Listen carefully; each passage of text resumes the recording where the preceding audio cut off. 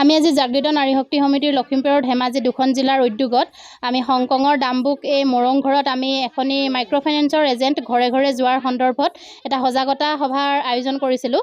বিশেষকৈ এইখিনিতে এটা কথা ক'বলগীয়া হৈছে আপোনালোকৰ জৰিয়তে যে অসম চৰকাৰে যিখিনি দুখীয়া মহিলা আছিল, দুখীয়া সৰ্বহাৰা মহিলাখিনিক মাইক্ৰ'ফাইনেন্সৰ ঋণৰ পৰা মুক্তি দিম বুলি ঘোষণা কৰিছিল আৰু ঘোষণা কৰাৰ পিছৰে পৰা কিন্তু আমাৰ মহিলাসকলে ঋণসমূহ ঘূৰোৱা নাছিল আৰু অসম চৰকাৰে ৰেহাই দিম বুলি ঘোষণা কৰাৰ পিছত আচলতে এজেণ্টসমূহ ঘৰে ঘৰে অহাটো কোনো যুক্তি থাকিব নোৱাৰে। কিন্তু তৎসত্ত্বেও এজেণ্টসমূহ ঘৰলৈ আহি এগৰাকী মহিলাক ৰাতিপুৱাৰ 9 বজাৰ পৰা সন্ধিয়া 7 বজালৈকে বহি থকাৰ ঘটনা এই ডাম্বুক অঞ্চলত ঘটিছে। গতিকে এনেকুৱা ধৰণৰ যদি ঘটনা ঘটিবলৈ হয় তেতিয়াহ'লে মানুহগৰাকীক আচলতে মানে যদি শাৰীৰিকভাৱে টৰ্চাৰ কৰিলেও ইমান কষ্ট নাপালেহেঁতেন, যদিহে মানে এগৰাকী মানুহৰ ঘৰত যদি দিনৰ দিনটো বহি থাকিবলৈ হয় তেতিয়াহ'লে মানুহগৰাকী মানসিকভাৱে যথেষ্ট ভাগি পৰা দেখা যায় আৰু মানসিকভাৱে ভাগি পৰিলে মানুহগৰাকীয়ে তেওঁৰ জীৱনৰ কিবা এটা বেলেগ সিদ্ধান্ত ল'বলৈও বাধ্য হয়। তেনেকুৱা ঘটনা বহুত আমাৰ অসমত আগে পিছে ঘটিছে। গতিকে আমি আপোনালোকৰ চেনেলৰ জৰিয়তে অনুৰোধ জনাব বিচাৰিছোঁ অসম চৰকাৰক, যদিহে আমাৰ দুখীয়া মহিলাসকলক তেখেতলোকে ৰেহাই দিম বুলি ঘোষণা কৰিছে আৰু ঘোষণা দিয়াৰ প্ৰক্ৰিয়াটো খুব সোনকালে আৰম্ভ কৰিব লাগে। যদি ৰেহাই দিয়াৰ প্ৰক্ৰিয়াটো আৰম্ভ নকৰে তেতিয়াহ'লে এজেণ্টসমূহৰ তেখেতলোকৰ যি উৎপাত মানে দিনক দিনে বাঢ়ি যাবলৈ ধৰিছে আৰু এজেণ্টসমূহে এনে নিজা প্ৰক্ৰিয়াৰে তেখেতলোকে মহিলাসকলৰ ফালৰ পৰা দুখীয়া মহিলাসকলৰ ফালৰ পৰা নিজা প্ৰক্ৰিয়াৰে 50 টকা 100 টকাৰ পৰা আদি কৰি মানে 200-250লৈকে টকা তেখেতলোকে কালেকশ্যন কৰি লৈ যোৱা দেখা যায়। কিন্তু এই পইচাটো গৈ পেলানি তেখেতলোকৰ যিটো মানে মহিলাগৰাকীৰ ID থাকে এই IDটোত কিন্তু পইচাটো ডিপজিট নহয় আৰু টকাটো তেখেতলোকৰ পকেটত সোমায়। তেনেকুৱা বহুতো প্ৰমাণ আমাৰ লগত আছে আৰু সেই প্ৰমাণসমূহ লৈহে আমি ক'ব বিচাৰিছোঁ, যদিহে এজেণ্টসমূহ এতিয়া আজি তাৰিখৰ পৰা ডাম্বুক অঞ্চলত এগৰাকী মহিলাক টৰ্চাৰ কৰা দেখা যায় তেতিয়াহ'লে কিন্তু আমি জাগৃত নাৰী শক্তি সমিতিৰ তৰফৰ পৰা আমি এজেণ্টসমূহক দৃষ্টান্তমূলক শাস্তি বিহিবলৈ বাধ্য হ'ম, যদিহে অসম চৰকাৰে তাত একো হস্তক্ষেপ নকৰে।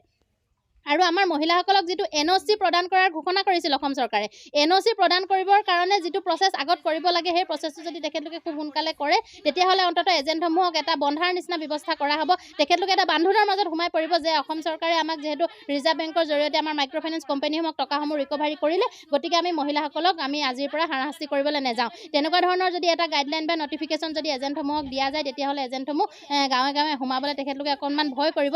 যিহেতু এতিয়া তেওঁলোকে মানে উদঙীয়া গৰু নিচিনাকৈ যিবিলাক উদংকালি যে পথাৰত ঘূৰি ফুৰে তেনেকুৱা গৰু নিচিনা এঘৰ মানুহ হ'লে ছবাৰ 7 বাৰলৈকে আহি যায়। মানুহগৰাকী খাইছেনে শুইছেনে কি কৰিছে, ঘৰত কোনো পুৰুষ মানুহ নথকা অৱস্থাতো কিন্তু এগৰাকী মহিলা অকলশৰে থকা অৱস্থাত মাইক্ৰ'ফাইনেন্সৰ এজেণ্টসমূহ 3টা-4টাকৈ আহি মানুহগৰাকীক মানসিকভাৱে হাৰাশাস্তি কৰি থকা দেখা গৈছে। আৰু এইটোকে যদি হ'বলৈ হয় তেতিয়াহ'লে আমাৰ বৰ্তমান চৰকাৰখনে তেওঁলোকৰ মহিলাসকলৰ ফালৰ পৰাই দেখা পাব, কাৰণ চৰকাৰখনটো নিজে কেতিয়া বনা নাছিল। চৰকাৰখন আচলতে প্ৰজাৰ পৰাই ৰজা আসনত বহিবলৈ পায়। গতিকে আমাৰ এই যিখিনি দুখীয়া মহিলা 11 লাখ দুখীয়া মহিলা অসম চৰকাৰে বাছনি মাৰি থৈছিল, এই মহিলাসকলক খুব সোনকালে ৰেহাই দিয়াৰ প্ৰক্ৰিয়াটো আৰম্ভ কৰক। নহ'লে কিন্তু আমাৰ মহিলাসকলে বিভিন্ন সময়ত বিভিন্ন পৰিস্থিতিৰ মুখামুখি হ'ব এজেণ্টসমূহ আৰু আমি নিজাববীয়াকৈ আমি নিজৰ ফালৰ পৰা মাইক্ৰ'ফাইনেন্সৰ এজেণ্টসমূহক আমি নিজা ফালৰ পৰা দৃষ্টান্তমূলক শাস্তি দিবলৈ বাধ্য হ'ম। গতিকে আপোনালোকৰ চেনেলৰ জৰিয়তে আমি অনুৰোধ কৰিব বিচাৰিছোঁ যে জোনাই এই হংকং ডাম্বুক অঞ্চলত যাতে ভৱিষ্যতে মাইক্ৰ'ফাইনেন্সৰ এজেণ্টসমূহে দুখীয়া মহিলাসকলৰ ঘৰলৈ টকা বিচাৰি হাৰাশাস্তি কৰিবলৈ নাহে।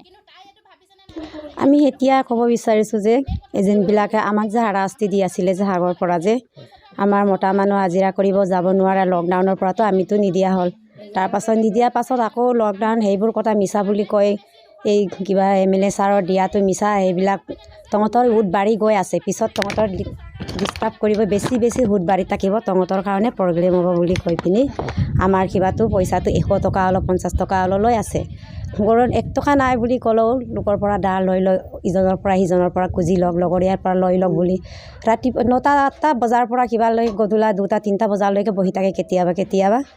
আকৌ কেতিয়াবা আমি ঘৰত নাই তেতিয়া আমাৰ ল'ৰা ছোৱালীও ডিষ্টাৰ্ব কৰি থাকে, তোৰ মাক এনেকুৱা কৈ দিব, আমি কালি আহিম পৰহি আহিম এনেকুৱা কৈ থাকে। তাৰপাছত আমি বৈকাই এনেকুৱা কৈ তহঁতৰ পিছলৈ বিপদ হ'ব যে ল'ৰা ছোৱালী বা চাকৰি পাব নোৱাৰিব, নাতি পুতিলৈ তহঁতৰ সেইবিলাক ৰিষ্টা থাকি যাব। এইটো কৰাৰ কাৰণে আমি বৈকাই 1 টকা হ'লেও কিবা হ'লেও 50 টকা হ'লেও 100 টকা হ'লেও এনেকুৱা দি আছে। আমি বাধ্যতামূলক কৰি আছে বাধ্যতামূলক কৰি আছে মানে এতিয়া অহা বাৰৰ পৰাতো এতিয়া এইবোৰ নহ'বই আৰু 100 টকা নহ'ব, এতিয়া 1600 টকা কিস্তি দিব লাগিব, 1000 টকা কিস্তি দিব লাগিব এনেকুৱা কৈ আছে। যেনেকৈ আগত কিস্তি দিছিলে তেনেকৈ দিব লাগিব বুলি কৈ আছে।